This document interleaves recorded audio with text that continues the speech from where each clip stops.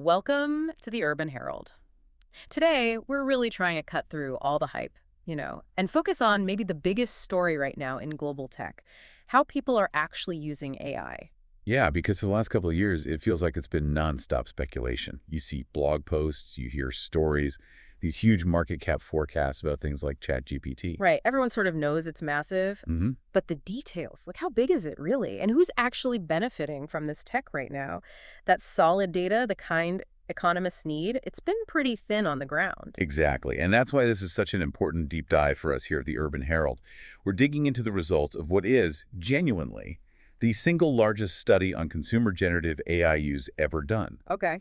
This isn't just some small online poll. This is research published as an NBER working paper, and it comes straight from OpenAI's economic research team, working with David Deming, the Harvard economist. So this is the real deal, the baseline. Pretty much, yeah. Okay, so let's unpack this. And maybe first, just help us grasp the scale we're dealing with here.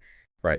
So the researchers got access to this huge anonymized sample, crucial for privacy, of 1.5 million conversations. Yeah. But that sample, it represents the usage data from an estimated 700 million weekly active users globally. This is as of July 2025. 700 million weekly. Mm. Just let's put that number in perspective for you listening. 700 million people. That's roughly, what, 10% of all adults on the planet? That's about right, yeah. Mhm. Around 10% of the world's adult population using this one piece of software every single week. Wow. So our mission here, what we're trying to do is pull out the most surprising bits, the most economically important nuggets from this massive data set. Because we want to show you how AI is really acting as this democratizing force, spreading knowledge, creating real value, whether you're using it at work or just, in your daily life. And the speed of it all, the Yeah. adoption rate is just, it's almost unbelievable. It really is. And a study tracks it. By July 2025, users were sending over 2.5 billion messages daily. 2.5 billion Yeah, a day. a day.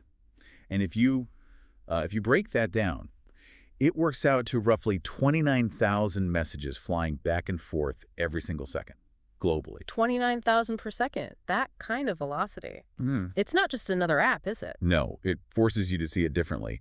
It's less like a niche tool for, say, engineers, and more like a fundamental piece of global conversational infrastructure, really. Okay, let's start there then. Who's actually part of this revolution?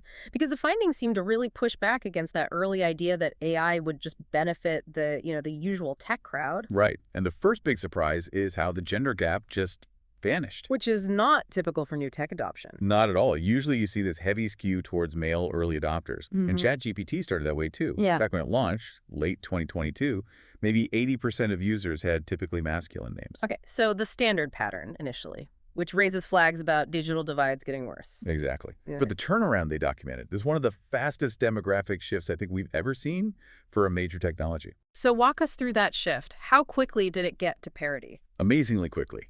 By early 2024, so just over a year later, it had already shifted quite a bit. It was around 63% masculine names, 37% feminine. Okay, closing fast. Yeah. And then by July 2025, just another year and a bit later, it had reached almost perfect parity. Actually, slightly reversed. 52% of active users had typically feminine names, 48% masculine. 52-48. From 80-20 down to essentially 50-50 or even slightly flipped in about 30 months. It's remarkable.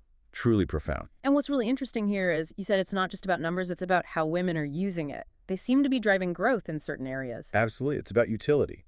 The data shows women are, relatively speaking, more likely to send messages related to writing and practical guidance. Practical guidance, like exactly. Think about, managing household things, coordinating family stuff, maybe refining professional emails or letters, seeking specific advice on day-to-day problems, general utility stuff. And how much bigger is the difference in those categories? Well, for practical guidance, it's about 31% of female users focusing there versus 27% for male users. And for writing help, it's 26% for women compared to 22% for men. So noticeable differences. Yeah, and it suggests that once AI got beyond just the super technical stuff coding, specialized tasks, its usefulness for everyday life, for communication, just made it instantly relevant to a much broader, more representative group of people. Okay, so the gender gap closes incredibly quickly. But you mentioned the geographic shift, and that sounds even more dramatic. An AI surge in the global south?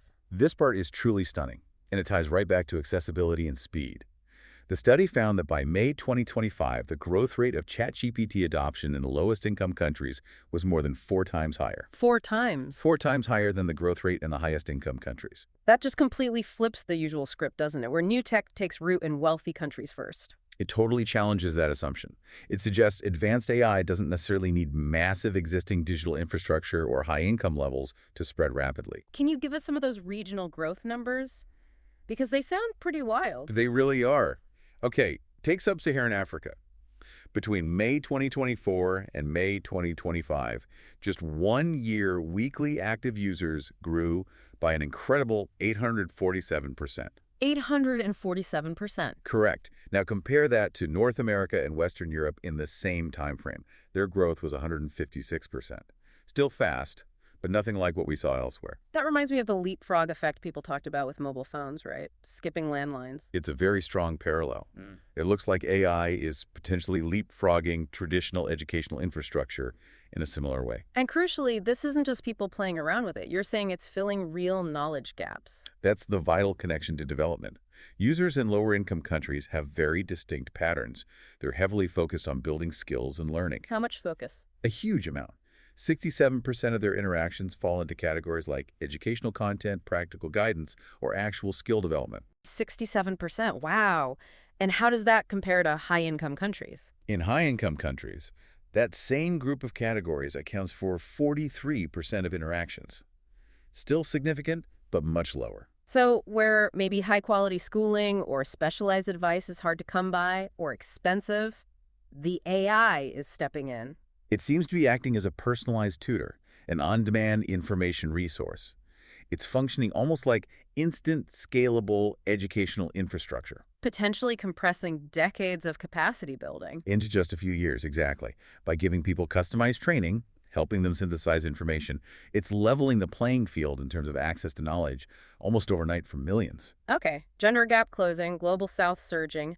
The third piece of the demographic puzzle is age. And here the story's a bit different. It tells us more about the future of how we'll interact with AI. Yeah, the generational aspect is interesting.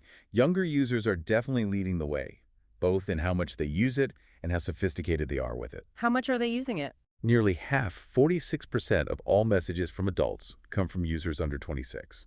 Almost half. And what makes their usage sophisticated? Well, this group, the 18 to 25-year-olds, they're way more likely, 3.2 times more likely, actually, to engage in what the study calls multi-session projects. Yeah. Meaning they don't just pop in for a quick question and leave. They treat the AI like a collaborator, working with it over hours, maybe even days, on a single project. Like a partner. Yeah, exactly. And they're the ones driving complex, prompting 71% of really multi-step chained prompts come from this age group. They're intuitively using it collaboratively. On the flip side, though, the digital divide looks pretty stark for older users. It does remain significant. Users over 65 only account for about 4% of total usage. Only 4%. Yeah, it's low. But what's interesting is when they do use it, their focus is incredibly sharp. 78% of their interactions are classified as practical guidance. So fewer sessions, but very targeted. Very goal-oriented. They seem to be using it for specific real-world problems. Things like maybe understanding a complicated medical bill or getting advice on fixing something around the house. Immediate practical help. Okay, that gives us a much clearer picture of who is using it and where the growth is. Let's shift gears now to what these 700 million people are actually doing with those billions of messages every day. There's so much talk about AI taking jobs, but this data suggests something maybe more every day. I think that's right. And we have to start by acknowledging this kind of dual role ChatGPT plays. The study clearly shows a strong preference for personal use. How strong? About 70% of the usage they analyzed is non-work related. Only 30% is directly tied to work tasks. 70-30, that's surprising. And what's more, that non-work slice is growing faster. It went from making up 53% of messages in June 2024 to 73% just a year later in June 2025. So does that suggest maybe we've been looking in the wrong place for AI's main impact, focusing too much on the office? It certainly challenges that assumption. This rapid tilt towards personal use implies that maybe the biggest immediate economic value that consumer surplus will get to later is actually being generated outside of formal jobs. Right. Helping with home life, planning, learning. Yeah. Stuff that doesn't show up in productivity stats. Exactly. It seems to be transforming home production, personal organization, informal education, first and foremost. Okay, so let's get into the specifics. The study identified three huge categories that dominate the conversations, right? Covering most of the usage. Yeah, the big three account for nearly 77% of all interactions. Oh. They are practical guidance, which is the biggest at 29%, then writing at 24%, and seeking information also at 24%. Practical guidance leading the pack. We touched on this. It's about personalized problem solving. Exactly. Customized recommendations, specific how-to advice, help brainstorming ideas. It's not just generic web search results. Like asking for a workout plan tailored to my fitness level and the weights I have at home. Precisely that level of customization. Or maybe asking for instructions based on a specific local regulation. And remember that point about tutoring. 10.2% of all messages are specifically asking for teaching or tutoring. Just that one subcategory is huge. It's nearly as large as the entire category for computer programming help, which really underlines how broad the appeal is. Personalized education is a massive use case. Okay, then seeking information, also 24%, and you mentioned it's growing fast, up from 14%. Yeah, growing really rapidly. This definitely positions ChatGPT as a competitor to traditional search engines like Google. But it's a different kind of search. Fundamentally different, yes. People aren't just looking for isolated facts. They're asking for synthesis, for comparisons, for explanations in context. So instead of searching solar panel cost, you might ask? You might ask, explain the pros and cons of solar versus wind versus geothermal for my house in Arizona, and compare the likely installation costs and payback periods. It's demanding synthesis, not just data retrieval. Got it.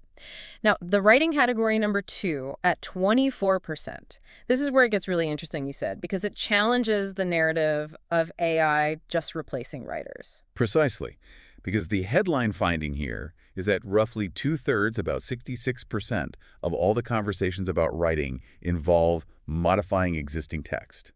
Two-thirds. So what does that look like? People are asking the AI to edit something they wrote, critique it, maybe translate it, or summarize a longer piece.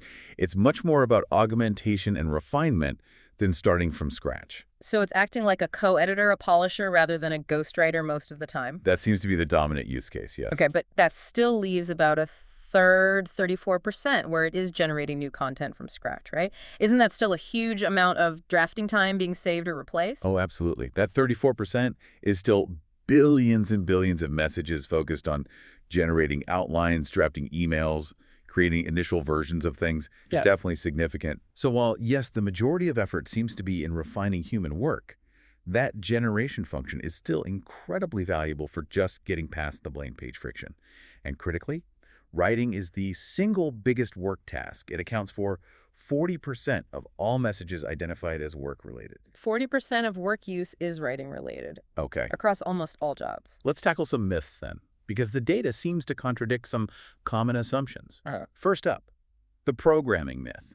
The idea that ChatGPT is mainly a coder's tool. Yeah, the data really pushes back hard on that one. Only 4.2% of all messages on ChatGPT are related to computer programming. 4.2%. That seems incredibly low, especially compared to tools specifically designed for coding, like GitHub Copilot or even other general models like Claude. It's a massive difference. Some studies suggest that for models like Claude, maybe over a third of work conversations are about programming. So why is ChatGPT so different? Is it just that its user base is so much broader, more general? That's almost certainly the main factor. Remember those 700 million users? They are overwhelmingly not professional software developers. They're general consumers. Okay. And furthermore, even the little programming use that does happen on ChatGPT seems mostly educational. About 68% of those coding messages are about understanding concepts, getting help debugging, or explaining code snippets. Not asking it to write production-ready code. That's only about 14% of the programming messages. So for the average user, it's acting more like a coding tutor than a pair programmer. Okay, myth busted. What about myth number 2, the therapy fallacy?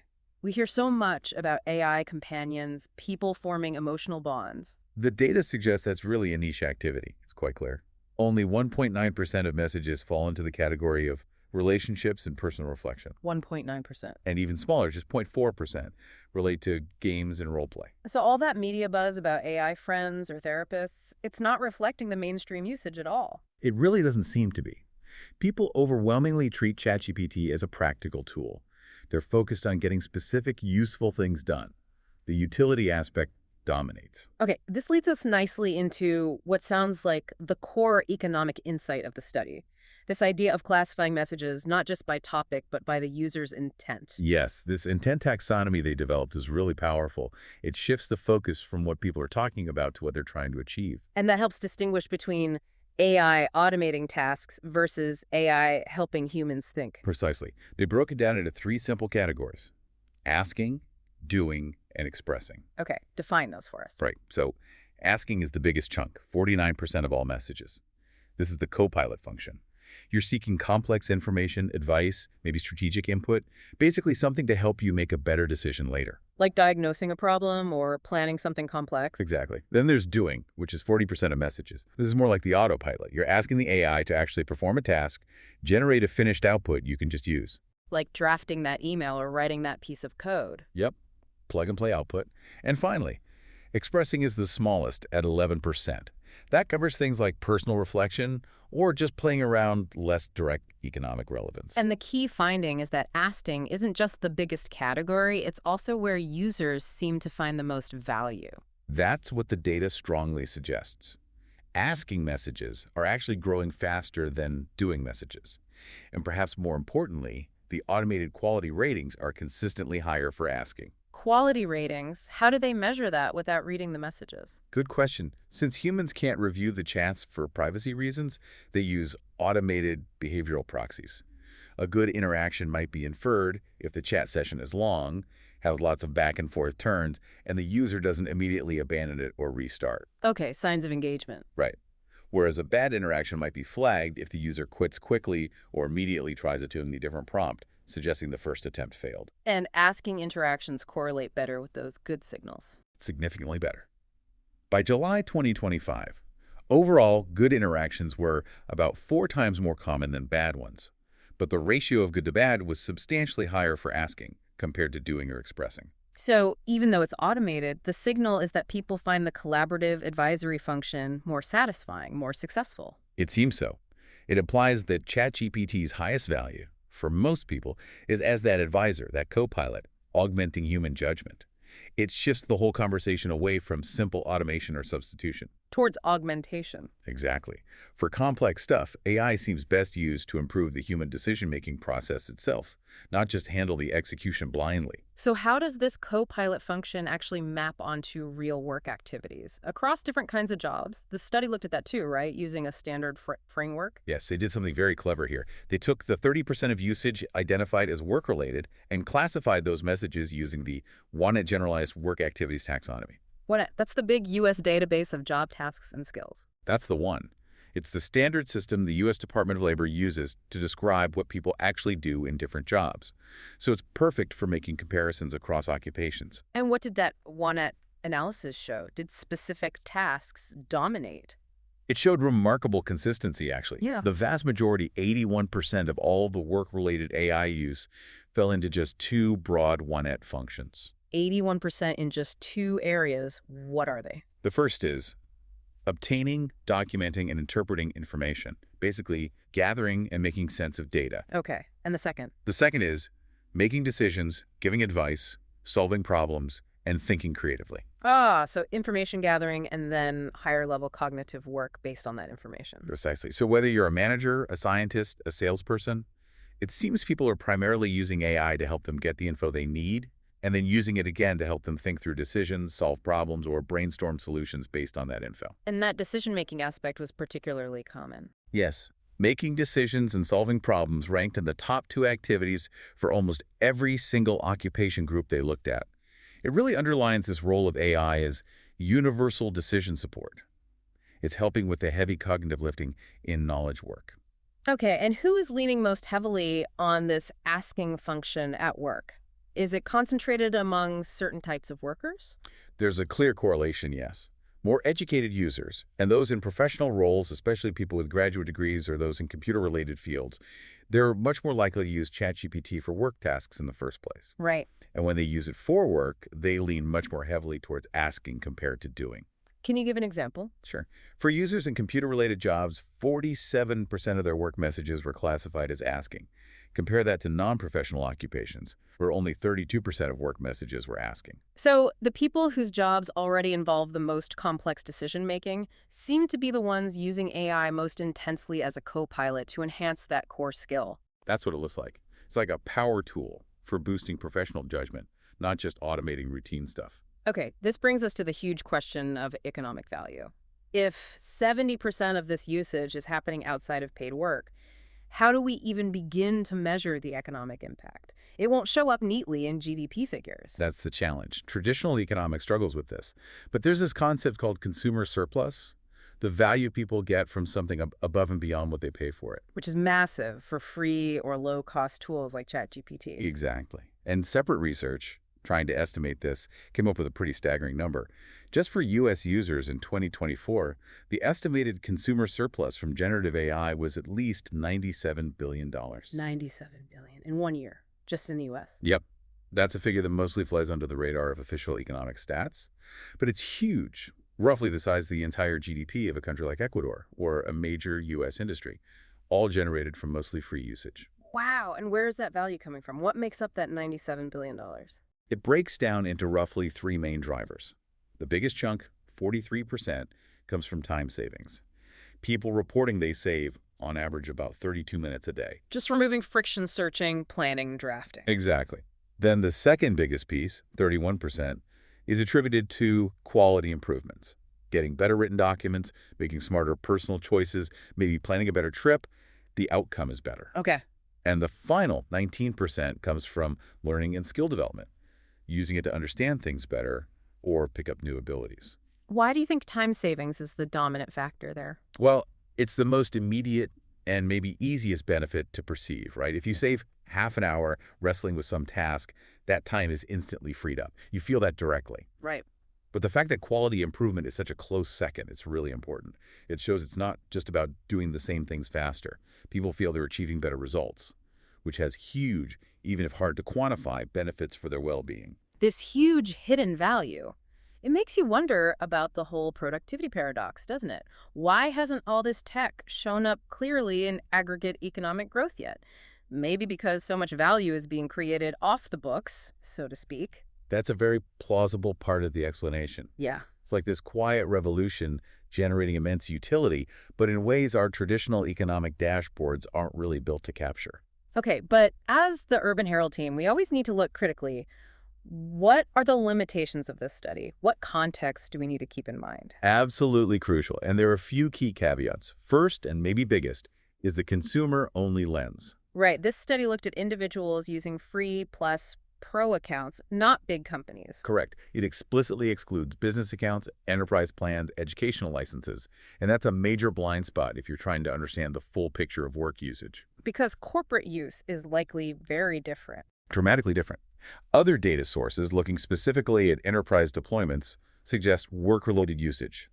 There's much higher, maybe around 78%, compared to the 30% this consumer study found. So this study is brilliant for telling us how the average person is using AI for themselves, but it's definitely undercounting the direct corporate productivity impact. We have to be really careful not to take that 30% work use figure and apply it across the board.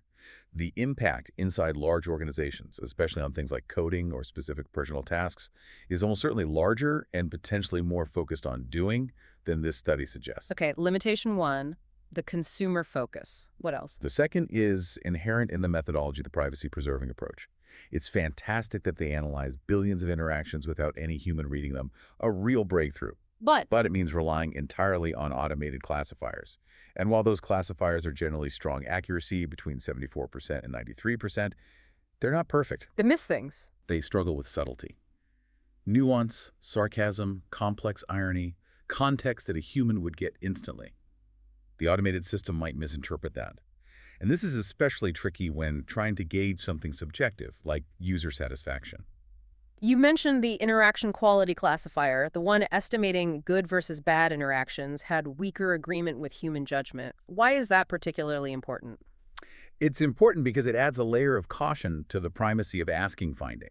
While asking behaves like it's more successful longer sessions, more turns, the automated quality score might not fully capture why a user was unsatisfied. How so? Well, imagine you ask a really complex strategic question in an asking task. If the AI gives a terrible answer, you might just give up and close the window. The system might not easily flag that as a failure compared to if you asked for a simple task, doing, got a bad result, and immediately reprompted. Ah, okay. So the signal is strong, but measuring subjective value purely from text patterns is inherently difficult. Exactly. The quality findings are highly suggestive and aligned with the behavioral data, but we need that slight asterisk next to them. Got it. Any other major caveats? Just the obvious one, really. This is a snapshot in time. The moving target problem. AI changes so fast. Incredibly fast. This research covers late 2022 through mid-2025. But new models, new capabilities like image generation or voice interaction are rolling out constantly. Usage patterns today might already be different, and they'll certainly be different again next year with GPT-5 or whatever comes next. So it's a vital baseline, but the landscape is continuously evolving. Precisely.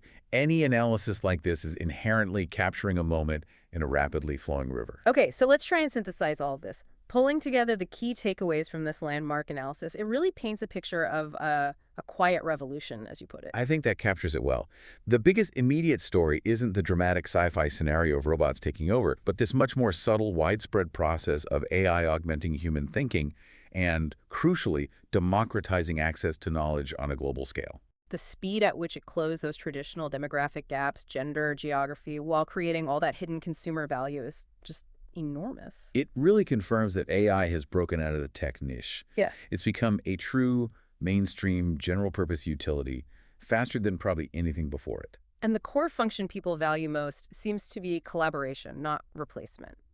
Prioritizing that decision support, the refinement, the asking and the editing over just pure automation, the doing and the generating. Yeah, users seem to get the most satisfaction when the AI acts as that advisor, helping them think better, solve problems more effectively, make more informed decisions. Which shifts the focus, doesn't it? Away from just worrying about job displacement towards thinking about capacity building, enhancing cognitive work, making high-level support accessible to everyone. That seems to be the dominant trend revealed in this data, yes. Okay, so for our final provocative thought, something for you, the listener, to mull over. The data showed really clearly that users in lower-income countries are overwhelmingly using AI for education and skill development. Remember that 67% figure? Far higher than in wealthy nations. A really striking difference. So here's the question. If AI can genuinely accelerate global knowledge transfer, help build skills and capacity at scale, tackling a huge problem that decades of traditional aid programs have struggled with, often limited by cost and physical logistics, how does that reality potentially change our entire strategic approach to global aid policy, to educational technology investments, to the massive funding decisions made around international development? That's a powerful question, because if the immediate highest yield application of this technology is rapid, scalable mass education in emerging markets, well, that reframes the whole strategic discussion. It's not just a nice side benefit. It could be the core value proposition globally. It compels us to think about AI not just as a commercial tool for rich countries, but as potentially essential infrastructure for achieving global equity. It presents this enormous policy opportunity and maybe an obligation that demands really serious strategic thinking right now. A really compelling and necessary thought to end on. It forces a potential reassessment of global priorities based on where this technology is already having the most profound impact. Thank you for walking us through this incredibly detailed look at how the world is actually using AI. Glad to dive into it. And thank you for joining us here on the Urban Herald.